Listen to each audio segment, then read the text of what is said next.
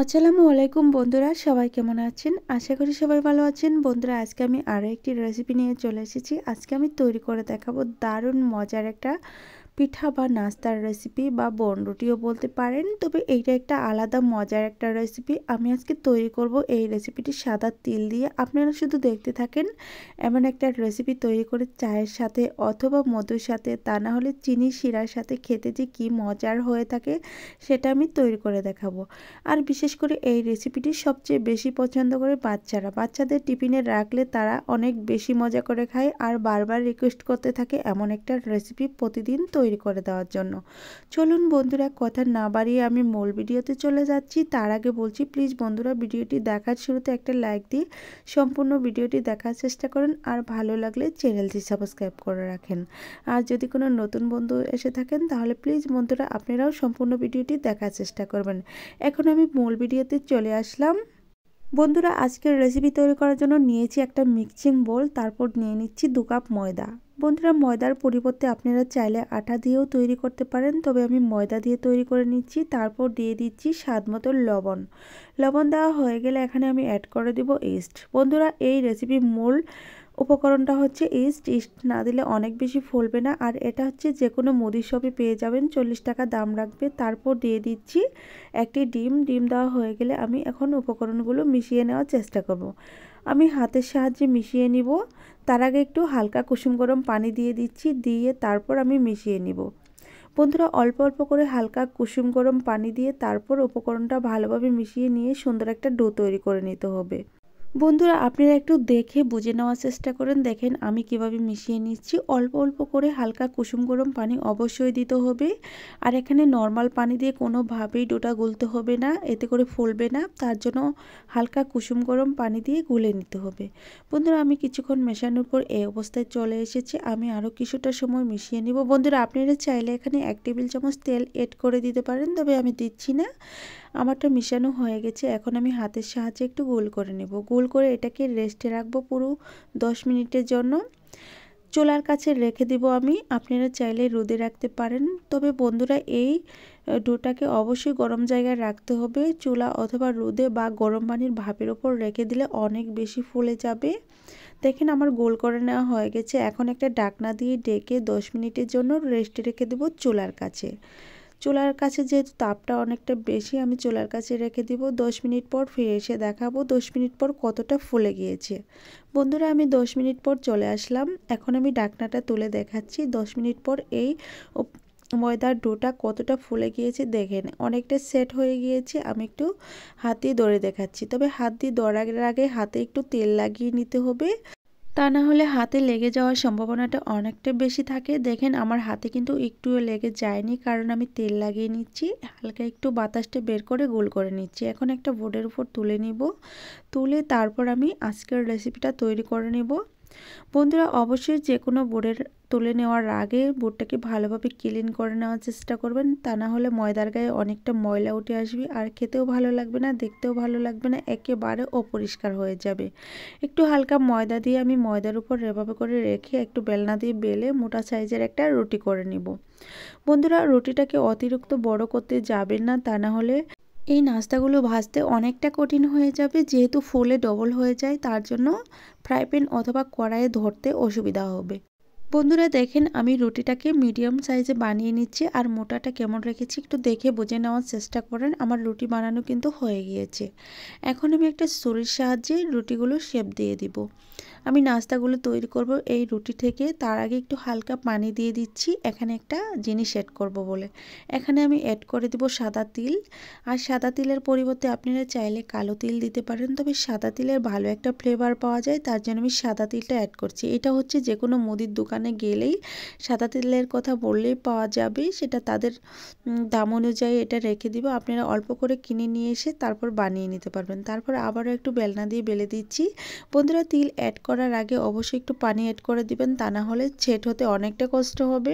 বন্ধুরা, আপনাদের হাতের কাছে যদি কোনো রকম বেলনা না থাকে, এইভাবে হাত দিয়ে চেপে চেপেও এগুলো সেট করে দিতে পারেন। দেখেন আমি দুভাবে দেখিয়ে দিলাম, আপনারা একই পদ্ধতিতে সেট করে নিতে পারেন।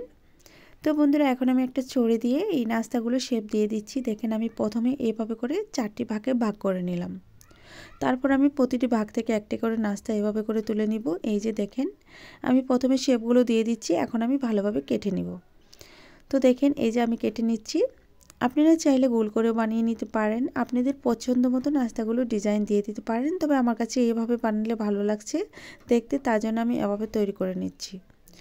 বন্ধুরা এভাবে করে নাস্তা বানিয়ে আপনারা চাইলে 3 থেকে 4 দিনের মতো গড়ে সংরক্ষণ করে রাখতে পারবেন। যেহেতু পাউরুটির মতো হবে বা বনরুটির মতো হবে, সেহেতু এগুলো বেশি দিন গড়ে রাখা যাবে না, এগুলো মেয়াদ খুবই কম থাকে। 3 থেকে 4 দিন সংরক্ষণ করে রাখতে পারবেন, এরপর কিন্তু নষ্ট হয়ে যাবে।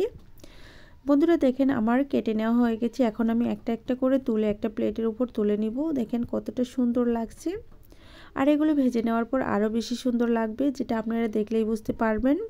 বন্ধুরা আমি একটা একটা করে এই প্লেটে তুলে নিচ্ছি, আর সবগুলো তুলে নিয়ে তারপর দেখাচ্ছি। দেখেন কতটা সুন্দর লাগছে।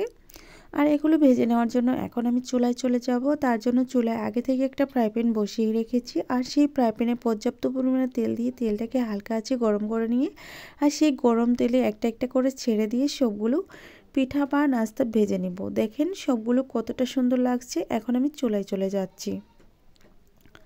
এই তো আমি একটা একটা করে নিয়ে ছেড়ে দিচ্ছি। দেখেন কতটা সুন্দর লাগছে। আপনারা চাইলে এভাবে করে বানিয়ে নিতে পারেন ঝটপট করে চায়ের সাথে খাওয়ার জন্য বা মধু দিয়ে খাওয়ার জন্য। দেখেন কতটা সুন্দর লাগছে, আর কত ইউনিক একটা নাস্তা তৈরি করে দেখাচ্ছি, যা আপনাদের অনেক বেশি পছন্দ হবে এমনই একটা। বন্ধুরা আমি একটা একটা করে দিয়ে দিচ্ছি, আপনারা চাইলে অল্প করে ভেজে নিতে পারেন বা সবগুলো একসাথে দিয়েও ভেজে নিতে পারবেন। এগুলো ভেজে নেওয়া খুবই সহজ, অল্প সময়ে মাত্র 5 থেকে 6 মিনিট সময়ে এগুলো ভেজে নেওয়া যাবে। দেখেন বন্ধুরা একটা পাশ ফুলে গিয়েছে, আমি উল্টিয়ে পাল্টিয়ে অপর পাশটাও ভেজে নেব। এখন আমি উল্টিয়ে দিব, দিয়ে তারপর অপর পাশটাও ভেজে নেব। বন্ধুরা এগুলো আপনারা চাইলে মধুর সাথে পরিবেশন করে দেখতে পারেন। আমি এগুলো আজকে মধু দিয়ে পরিবেশন করব, কারণ আমি মধু দিয়ে পরিবেশন করব এ কারণে মধু দিয়ে খেতে দারুণ মজার হয়ে থাকে। দেখেন কতটা সুন্দরভাবে উল্টিয়ে দিচ্ছি, আর কত বেশি ফুলে গিয়েছে। বন্ধুরা আমি যতক্ষণই নাস্তাগুলো ভেজে নেব ততক্ষণে বলছি, প্লিজ বন্ধুরা আজকের রেসিপিটি কেমন হয়েছে অবশ্যই কমেন্টের মাধ্যমে জানিয়ে দিবেন, আর ভালো লাগলে চ্যানেল সাবস্ক্রাইব করে রাখবেন। তার সাথে বলছি, যদি আমার কোনো নতুন বন্ধু এসে থাকেন, প্লিজ বন্ধুরা আমার চ্যানেলে আরও এমন অনেক ভিডিও আছে, আপনারা চাইলে ঘুরে দেখে আসতে পারেন। আর আজকে যে রেসিপিটি তৈরি করছি এটা কেমন হয়েছে আপনাদের মতামত জানিয়ে দিবেন। যদি ভালো লাগে তাহলে আমার বন্ধু হয়ে যাবেন। তার সাথে চ্যানেলটি সাবস্ক্রাইব করে রেখে পাশে থাকা বেল বাটনটি অন করে রাখবেন, আমার চ্যানেলে ভিডিওগুলো সবার আগে আপনার কাছে পৌঁছে যাওয়ার জন্য। বন্ধুরা এপাশ ওপাশ করে ভালোভাবে ভেজে নিয়েছি। দেখেন কতটা সুন্দর লাগছে, আর কত বেশি ফুলে গিয়েছে। আমার তো ভেজে নেওয়া হয়ে গিয়েছে, আমি এখন একটা একটা করে একটা প্লেটের উপর তুলে নেব। দেখেন এখন কিন্তু অনেকটা ফুলে গিয়েছে, আমার ফ্রাই প্যানে ধরছে না এমনভাবে ফুলে গিয়েছে। আমি একটা করে মিক্সিং বাউলে তুলে নিচ্ছি, পরে আমি এগুলো সার্ভ করে দেখাবো সবগুলো ভেজে নেওয়ার পর কেমন হয়েছে। দেখেন কতটা সুন্দর হয়েছে আর কত ইউনিক হয়েছে, আপনারা দেখেই বুঝতে পারছেন।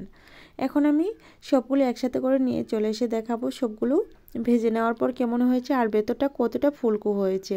এই তো নিয়ে চলে এসেছি, এখন আমি ভেঙে দেখাবো এগুলো কেমন হয়েছে, আর ভিতরটা কতটা ফুলকো ফুলকো হয়েছে সেটা আপনারা না দেখলে বুঝতে পারবেন না। এই তো প্রতিটা নাস্তার গায়ে যে সাদা তিল লাগানো আছে এগুলোর কারণে দারুণ একটা ফ্লেভার এসেছে, আর এই ফ্লেভারটা এত মজার হয়ে থাকে যেটা আপনারা গ্রান না নিলে বুঝতে পারবেন না। এখন আমি ভেঙে দেখাবো বন্ধুরা ভিতরটা কেমন হয়েছে, আর কত নরম তুলতুলে হয়েছে, যেটা আপনারা একবার হাত দিয়ে ট্রাই করে বুঝতে পারবেন যে কতটা নরম হয়েছে। দেখেন তিলগুলো কত সুন্দর বসে গিয়েছে, আর ভেঙে দেখাচ্ছি এখন আমি। যতক্ষণই ভেঙে দেখাবো ততক্ষণই আমার প্রাণপ্রিয় বন্ধুদের কাছে আবারও বলছি, প্লিজ বন্ধুরা ভিডিওটি কেমন হয়েছে অবশ্যই কমেন্টের মাধ্যমে জানিয়ে দিবেন, আর ভালো লাগলে চ্যানেল সাবস্ক্রাইব করে রাখবেন। তার সাথে বলছি, যদি আমার কোনো নতুন বন্ধু এসে থাকেন তাহলে প্লিজ বন্ধুরা আজকের ভিডিওটি কেমন হয়েছে মতামত জানিয়ে যাবেন, আর ভালো লাগলে আমার বন্ধু হয়ে যাবেন। আর আমার চ্যানেলে ঘুরে আসার জন্য অবশ্যই অনুরোধ করছি, একবার হলেও ঘুরে আসতে পারেন, অনেক বেশি ভালো লাগবে। বন্ধুরা কথা বলতে বলতে আমি ভিডিও শেষ পর্যায়ে চলে এসেছি, এখন আমার বিদায় নেওয়ার পালা। আজ এ পর্যন্তই, ভালো থাকবেন, সুস্থ থাকবেন, আল্লাহ তাআলার কাছে এই কামনা করে বিদায় নিচ্ছি। পরবর্তীতে আবারও দেখা হবে নতুন কোনো রেসিপি নিয়ে। ততক্ষণে সবাই অনেক বেশি ভালো থাকবেন, অনেক বেশি সুস্থ থাকবেন এই কামনা করে বিদায় নিচ্ছি। খোদা হাফেজ।